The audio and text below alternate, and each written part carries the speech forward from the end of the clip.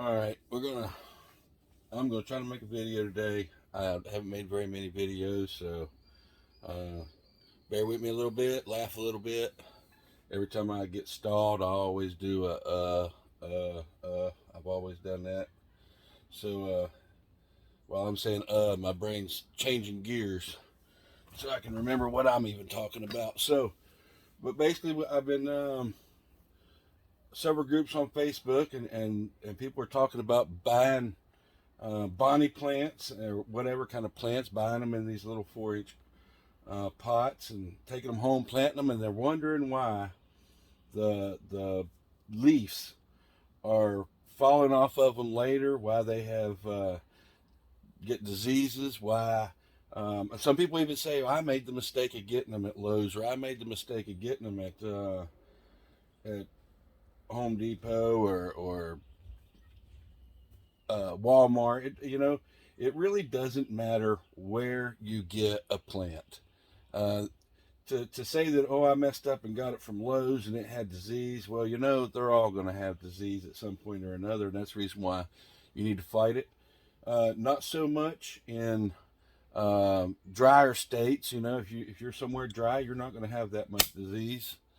But if you live in the South, if you live somewhere where it's humid, um, if you water too much too often or whatever, if you don't trim a few leaves off of them to get some wind to blow through there and dry them out, you are going to have disease.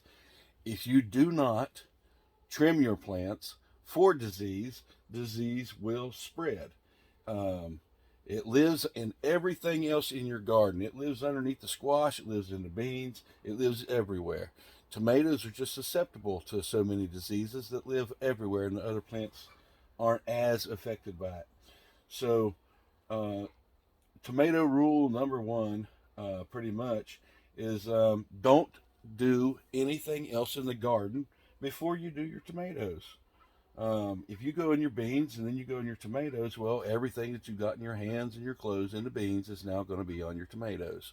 It's just that simple. So when you're planning on setting up your garden, you set up your garden where you do the tomatoes first, and then go do everything else. Um, so myself, I don't do that many other things. This year I might. My grandson's trying to talk me into it, but I usually just do tomatoes. A couple hundred kinds a year. I'm a tomato holic, but um, for the last couple of years, work and everything else has gotten me distracted. I haven't been able to do like I've always done before. Um, but um, this year I'm going to try to go at it again. So here we are. We got a couple of plants. I usually don't buy bonnie plants. I start all my own. I started late. Mine are pretty small still, smaller than these. And so I was like, you know what? We're making a video about what you buy, so let's go and buy some. So I went and spent some money, and and got these three. They're Mr. Stripeys, and the plan is I'm going to trim them today, but as they get bigger, I'm going to plant them all, and I'm going to plant them all differently. Um, so even right now, they aren't the same size. You got a big one and you got a little one, but what we're going to do is we're going to do the smallest one. We're going to do the smallest one the way that I plant, and the biggest one the way everybody thinks they can plant. And it'll be pretty obvious in follow up videos um, how fast this one will catch up to the other one. Um, so everybody thinks that you can go and buy a plant, and they think it's a plant ready to go. They take it home, they dig a little hole, they plant it up to there. They might even plant it up to there and give it 6 inches. And 6 inches is better than 4, but it ain't nowhere what you need. So I'm going to set that back over here a second and tell you how I plant. Um, I plant 10 to 12 inches deep. And the reason why I do that is because I'm in North Carolina, and even with good soil, the breeze, the let's 4 inches deep. Seriously, all right, it could rain for 3 days, and we could and then the sun comes out, and in 2 days, that dirt has lost the majority of its moisture. It's just the way it is. Unless you want to be a slave to watering, then there needs to be another way to go. The way, I believe in the rules of the universe. The number one rule of the universe is supply and demand. It always has been, and it always will be. The number two rule is if you're fighting it, you're doing something wrong.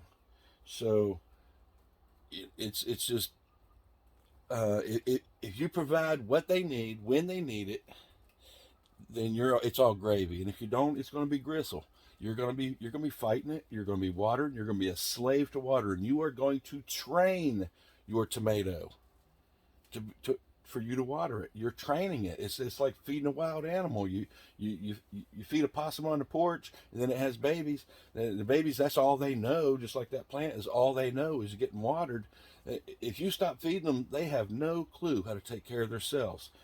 There is no demand for that plant. If it's getting all the water all the time in the first 4 inches, then it has no desire or demand to grow roots deeper. Every root that it has is going to be on top. It's just going to. And then if you're crazy enough to actually believe what they say, you plant them sideways, that just gives you more area. Yes, it does. And all of that area is still 4 inches deep. It's insanity. If you plant that tomato 12 inches deep, it will find, it will learn to, that is deep enough that when you water the top, if you water the top, and I wouldn't unless it was straight drought, that plant is going to reach deeper than even the 12 inches. It's going to find moisture. It's going to spread out in that 12 inches. All 12 inches of that stem is going to grow roots out of it. And it's absorbing a little bit from a bigger area, but the bottom is going to be more consistent. The bottom will be more consistent. And consistency is what you need in tomatoes. You go 2 days without watering a plant or it getting water if you plant it shallow, and you're going to start getting cracked tomatoes. You did it. You did it to yourself. If the tomato doesn't receive water, that's what they do out in California. Whenever they're getting ready to harvest, they stop the water. Physiology, the plant, it tells itself, hey, it's a drought, season's over, harden the skin. The skin hardens, and then when you go back to watering, it's going to crack the skin because the skin is not pliable. Everybody talks about, oh, it's too much water, crack the tomato, and it's not. It doesn't have a transmission. It doesn't shift gears, and pump more water. It takes the exact same amount of water all the time.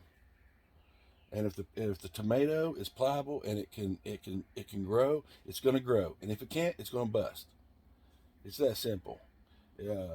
So it's not too much water.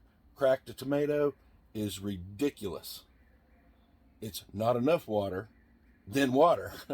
That's what cracks tomatoes. Moving forwards, we're talking about planting these right now. So there those are. This is 12 inches tall. That is how much of those plants would be above ground when I plant them. That's not very much. Everybody wants to look at the nice, pretty little plant. A lot of people would take this one over that one. Look how short it is. Look how cute it is. Look how fat it is. It doesn't matter. There is not one leaf on that plant that's ever going to survive. Not one, because they need trimmed off. Not one, not one. So I'm going to take the scissors. To make that plant grow, I'd clip to there this time, actually.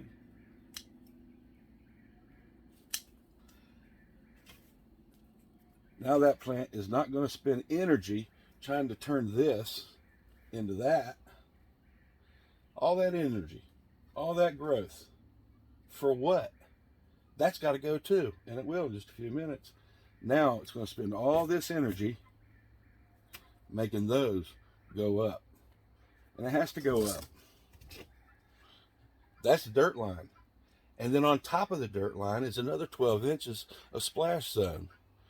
You can't have any lease within 12 inches, 16, 18 inches of splash zone. So everything above that is going to be trimmed off too. And we'll be there in just a few minutes. When I get to that one, I'll show you more. But for right now, what we need to do is make these plants grow up so that they're ready to plant. They're not ready to plant now. It's, you know, why do they sell them if they're not ready to plant? Well, why do they sell seeds? What you're buying is a root. You're buying a root. You're buying a start. It's going to keep growing up and it will get ready to plant, but it's not there. It's not even close to there.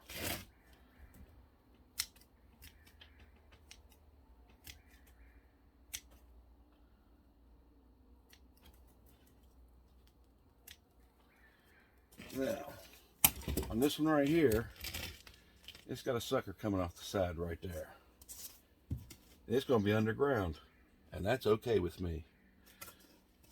So I'll let that one right there come on up, and when I plant it, there'll just be two vines coming out of the ground. But that little shoot, that one right there, will actually grow roots on it its own self and be stronger. So actually it won't. That's the tallest one. Therefore, that's the one that I'm going to plant shallow. So the other leaf still had to go because they're in the splash zone. So